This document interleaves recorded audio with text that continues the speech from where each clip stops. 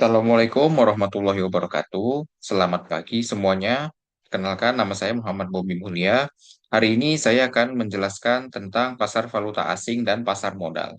Rangkuman komprehensif mata kuliah pasar dan lembaga keuangan, sesi 3 dan sesi 6.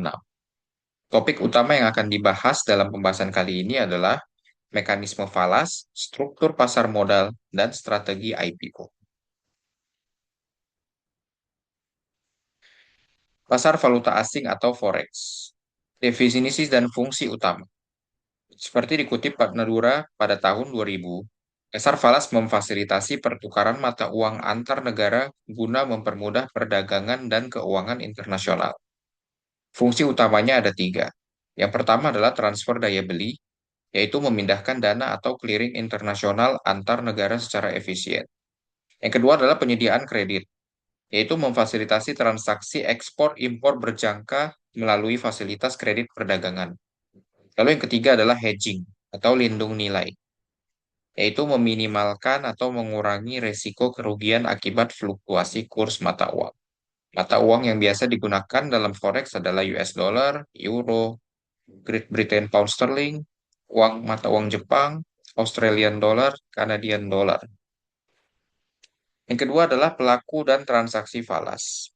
Pelaku pasar meliputi perusahaan, baik ekspor maupun impor, individu, baik wisata maupun kebutuhan, bank umum, broker atau pialang, pemerintah, bank sentral, dalam kepentingan intervensi ataupun stabilisasi, dan serta spekulan dan arbitrase.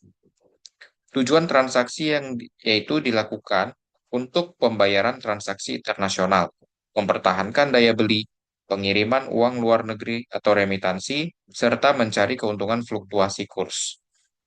Jenis transaksinya ada tiga, yaitu spot atau penyerahan 2 hari kerja, swap atau barter yaitu kombinasi beli atau jual tunai dan simultan, lalu yang ketiga adalah forward atau tunggak, penyerahan di masa depan sesuai kesepakatan. Pasar modal Indonesia, instrumen efek, struktur lembaga penunjang, dan strategi penawaran umum atau go public dan IPO.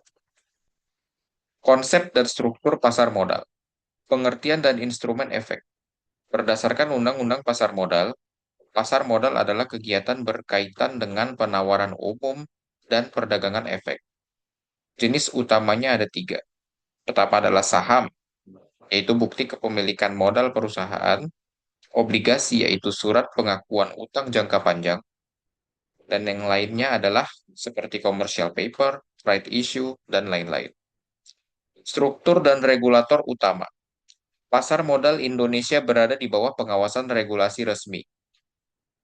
Pembina atau regulatornya adalah Menteri Keuangan dan OJK atau Bapepam LK.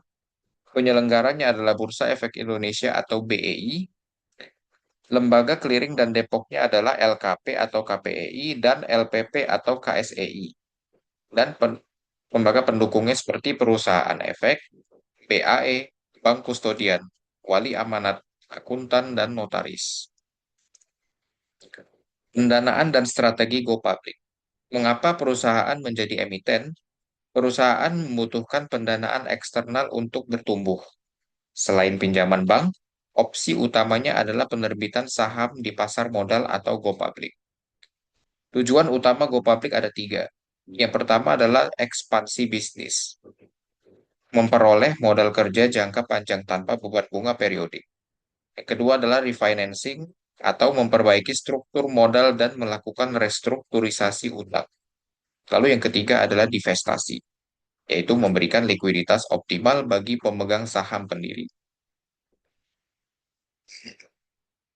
Bagaimana alur untuk IPO ataupun proses go public? Ada 4 tahapan. Yang pertama adalah persiapan intern, meliputi persetujuan RUPS, penunjukan penjamin emisi atau underwriter, dan profesi penunjang pasar modal.